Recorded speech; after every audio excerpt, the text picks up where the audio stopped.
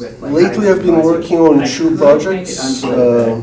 Possibly add some weight. Watson, please. Sorry, yeah. I've been working on two projects lately, Escape the Void and Keep the Heroes Out. Keep the Heroes Out is a digital version of an existing board game, and Escape the Void is kind of like a zero-service extraction shooter, pixel art, top-down, but instead of a zero-service that's an apocalyptic environment, more of a fantasy environment, where you are going to another dimension essentially, gathering resources, coming back, upgrading your settlement and going from there.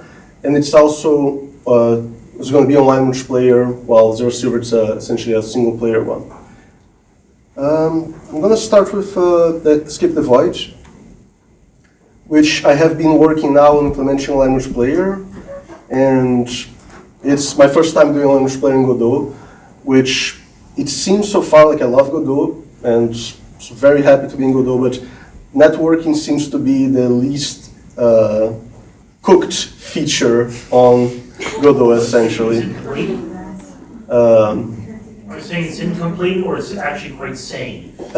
Incomplete. Like, it feels like they haven't tested that much, and yeah, it's not super working well.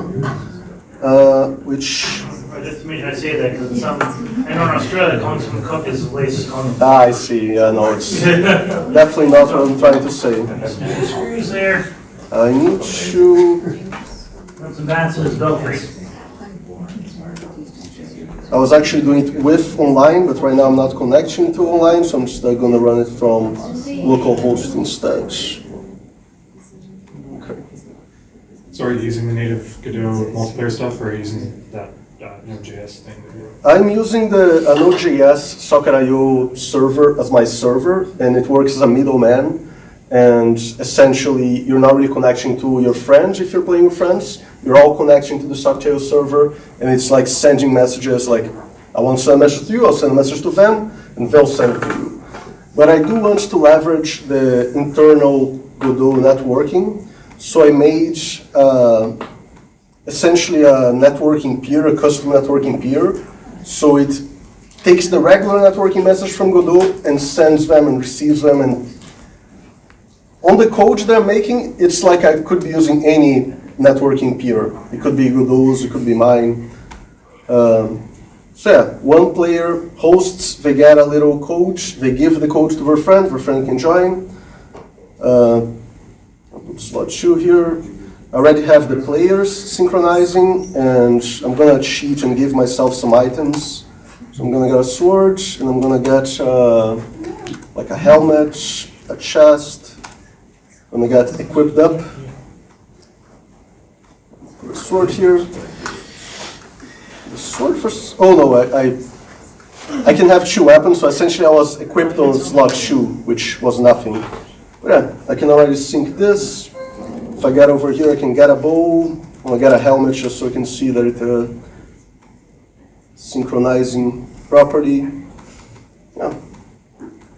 So I got that part synchronizing, but then I ran into an issue with enemies. Because essentially, I think this guy's the host? Yeah, I think he's the host. So if I go into the scene, it will teleport me. It doesn't teleport the other player nearly as well. And enemies right now are essentially not synchronized at all. Like, there's an enemy coming over here and shooting, but yeah, over here there's no enemy. He actually exists, but yeah, he's not really synchronizing his actions with the other one. And that's why I'm having some trouble with the enemies, because essentially Godot, when it's doing multiplayer, it is taking the hierarchy node path to synchronize things. But when I'm changing scenes, my host arrives in the new scene before my guest does. And starts sending like, oh, spawn enemies, do this, do that. And whenever it's arriving, these messages are arriving on my guest, he doesn't have all those hierarchies because like he hasn't gotten to the scene yet, which is a problem. Because otherwise, the way that Godot does things, like you essentially have a node that's a multiplayer synchronizer, and you can like choose properties to synchronize, and it kind of already does the job for you. Oh, you want to synchronize this property? Fine. I can do it. You can choose if you want to synchronize on change, always, never, if you want to synchronize only on spawn. So this is very good, but yeah, I feel like no one has super used it in a proper game where you are changing scenes and stuff, because it doesn't seem to be a good solution for that. Can It you seems do that- a wait and see, you wait till the house, the gas is there, and then sync? Would that work? I don't know. Like, I could try and like try to start the load at the same time and Yeah. hope that they end at the same time. But some computers are faster than others. That's Like true. it's You could can't have like a really tell. staging phase between them. Hmm? You could have like a staging phase between them. It's almost like a loading screen or something. Yeah. I don't know if the multiplayer spawner and synchronizer will respect the staging. Could you like reinstantiate the like sync or the connection or something maybe after the? I Yeah, could, that's but then a I good start option. getting to like a bunch of. I don't know if there's a clean Yeah. solution. My solution right now is I'm just making my own synchronizer and spawner as well and not using the nodes. Because, yeah, then I have control of everything and I already got it working with spawning essentially. So I got the spawner working, I got like RPCs. RPCs also use the node path as well. So now I have my own RPCs, my own spawner, and my next thing is my own synchronizer. And I'm doing them in a way that I can use them with other Godot, like the regular Godot peer instead as well. So like, if I decide to use something else in the future, I can and can keep all my code the same. Nice. My time's almost up. I'll just go over, keep the heroes out real quick. And yeah, keep the heroes out. I have been Okay. working. Is this recordable? Yeah, it's Okay. recordable. It's yeah. Last time I didn't want to. Because before was Yeah. before I announced it. Yeah, Now it's exactly. announced. Like it's Okay. all fine. Sure. Yeah, Keep the Heroes Out is this digital version of an existing board game. Right now there's a demo online. You can play with these 4 characters, the skeleton, the rat, the imp, and the dragon. The final version has all of them. I got already all the characters and their respective cards playable, and now I'm slowly going over and unlocking, I say unlocking, but essentially like programming each of the scenarios, because each different scenario has different rules, which change the game a little bit, which was really cool. Right now I have implemented up to number 4. So this scenario, for instance, it's the Revenge of the Frog King or something like that. And in this game you have resources that you're trading for cards. So over here I have the shop, and each card, like the potion for instance, I can take a frog and trade it for a potion. And usually the frog is just a resource. On this scenario, the frog actually attacks you, and the Frog King spawns more frogs. They are essentially revolting against you. And you can also kill them. But you can still use them to make potions as well, which is pretty interesting. So yeah, if I take my null over here, and I come over here, I can use a sword to kill a frog, which normally the frog is just a resource. And since it's still a resource here, I can actually come over here and use my movements. I'm gonna move over here, and I'm gonna take a frog with me because it's still a resource that I can move around. And over here, I am going to use it to make a potion. And yeah, the frog died. It doesn't usually normally die, but yeah, because of the scenario, it does. The next step is doing proper animations whenever things happen, like whenever an enemy starts, whenever I end my turn, essentially the heroes strike and the heroes come into the dungeon. And all of that needs little animations where the camera goes in and you see them doing stuff, like a mage killed my character over here. They plunder the treasure, which now means I have to discard the cards. So yeah, my next step is adding all those little animations that are going to help people understand. I also added a lot of little text on each card for explaining a little bit what the things are, because when we first released the demo, there was essentially no explanations, and people that did not know the game were like, I have no idea how to play, which is a problem. But yeah, things are progressing pretty well, and now when you are choosing your things here, there's also little text. If you don't like the text, you can disable it, and like now there's no text, and you can just do whatever you want. One problem that I am running into is like with some levels, like this one, the camera to fit everything and not get hidden has to be a little farther away, which I'm thinking to maybe change where the shop is, because the shop could be a little lower in this level maybe, so I could have my camera a little closer. Or the shop could also be smaller until I do my resources view, which is more about resources, then the shop could come up bigger. So yeah, I'm thinking how I'm going to be solving that. Yeah, the game has evolved a lot, it's pretty playable.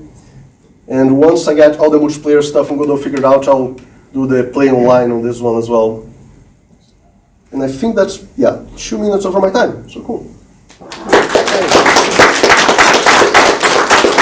Anyone have any questions? Dan? Sure. Oh, sorry. Oh, okay. Well, I was just gonna ask. Did I see an email yesterday from Louise that there's gonna be a Kickstarter? Yes, in October 31st, I think it's planned, Halloween. Yeah. Because it's like monsters and stuff, I think it's like very good thematic for Halloween. We are gonna do a Kickstarter for this game. Okay. Yeah. I was gonna ask about that. So I noticed that the game looks amazing even Thank on you. this stage. So more animations always welcome. Yeah. I think it was super cool. But you mentioned that it's an evolution essentially of or conversion from a board game. Yes. So do I understand correctly that many of the graphics were reused from the board game to this one? The 2D assets, you mean? Yeah, well, yeah, Yeah. yeah, however they were created. So Luis is an artist and a game designer, so he made all of the art for the board game. And I really like his graphical style. He does everything like essentially vector, he uses Illustrator. Yeah. And he has been doing both the art for the UI, and he's also been like, all the 2D art in the game you see is made by him, which he also made the board game. So there's a lot of just copying over stuff he already has. Some things he has to adjust, but yeah, the 3D art was all made for the digital version, based on the 2D art. And I think we got it matching quite well, which is really nice. He's very happy how the art came out as well. So first of all, kudos to Luis. It's like, it looks amazing. It looks very Yeah. thematically fitting, and wow, cool. But all the things that were missing, like let's say all the 3D items and props and features, and I saw the animation in the beginning, essentially the trailer or whatever. Who made those? So the art, I have a contractor that works on art, for 3D art essentially. I do some stuff. I started my career as a 3D artist and an animator. So all of the animation for the trailer and all of the rigging and stuff was all done by me. I also made the concept of the trailer. I sent him like a little animatic. I got it approved and stuff. So yeah, the art I share with this contractor. And he did most of the art. Some stuff I had to retouch here and there. But yeah, it's essentially me and his name is Igor. He's from Brazil. Well, that looks cool. Thank you. Yeah, like if you see the little rooms in the actual game, in the board game, yeah, they came out very, very similar to like the art. So there's always like the amount of detail here is like almost I would say like it's wasted on the big picture, because I want to see each room, and specifically if you mention idle animations, it will be so cool. Like that's the thing. Like I want whenever an action happens to zoom in the room so you can see the room, you see the thing coming. Like like it will increase the retention of the player so much just by any player will be thrilled to look in each room and to see each idle animation to loop. You see like the whole of it and to wait essentially. Yeah. Maybe something else will happen. Didn't you make a VR experience or something? Yeah, we are making a VR version of the game as well. Yeah, we're getting some inspiration from Demio, where you have like a digital board game, and on Demio you can essentially with two hands kind of like grab and like scale up and down the board game as you want and like place it. So yeah, you'll be able to like on the VR version get real close. And Demio also has it's not like the game itself, but a hangout spot where you can like be in 3D, you can paint miniatures and stuff. I don't know if we'll do anything like that. At least I do want to have a little side thing on the VR that you can walk through the rooms and kind of look the rooms as if you're standing there, which I have done that as a standalone thing before, just to show Luis all the details in the room, and it was super cool. We are going to be showcasing the game on both Gen Con, which happens in August, I believe, in Indianapolis, and on the Spiel Essen, which happens in Germany, it's like the biggest board game convention. And over on both these events, I want to have at least the VR experience where we can walk through the rooms. So cool. And for the technical, unless anybody else has a question. I'm I sorry. just wanted to appreciate the tilting when you change the camera perspective. I thought that was nice. Yeah, I try to always keep the characters like a little bit back. Whenever I got too close to the camera, it started glitching a little bit, so I made like whenever I got too close to the camera, it kind of stops doing that effect. But yeah, like it's... Oh yeah, it just stops updating the effect essentially. But yeah, sorry, you were saying? And like more technical question, how much time, like essentially in your estimation, it took you from, because I remember distinctly on the previous presentation, you told that you're basically changed the game from Unity to Godot. Yeah. Unity, blah, blah, blah. Yeah, the game was like 70% kind of on its way in Unity, and I just scrapped it all, restarted in Godot. And How much time it took, like the whole relapse? from having nothing in Godot to having the demo published, I think was about 2 weeks. But I wasn't sleeping too much. It was not a healthy 2 weeks. No, it wasn't a healthy 2 weeks. I do not recommend it. But yeah, it was about, because the thing is like we're going to be featured in a festival with the demo, and I wanted to take advantage of that. Because we could be featured with just like the coming soon page. But I was like, it would be so nice if we had the demo for the festival. And yeah, I only had 2 weeks and I just rushed it through. Yeah. Okay. But I got to, like, a lot of the stuff that I had done in Unity, obviously, I am not using C#, so I had to rewrite all of that. But a lot of it, I had, like, I knew how I wrote in Unity, I could just, like, kind of essentially do the same thing, but in GD script. So it did save a lot of time. Yeah. You also had all your own assets already. Yeah, all the assets were already, copying over, essentially. The Godot version is insanely better than what I had built in Unity. Like the UI is so much better just because Godot just makes so many things much easier to do. And like, yeah, my life porting it in 2 weeks was way easier than if it was the other way. Like I don't know if I would have been able to get the same result in 2 weeks if I was going Godot Unity.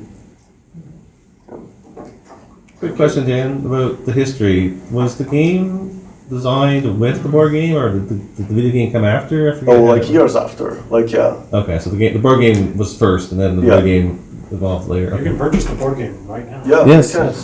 I actually met with Luis for the first time. I bought the board game like when we first met was at the Geekinox, I believe.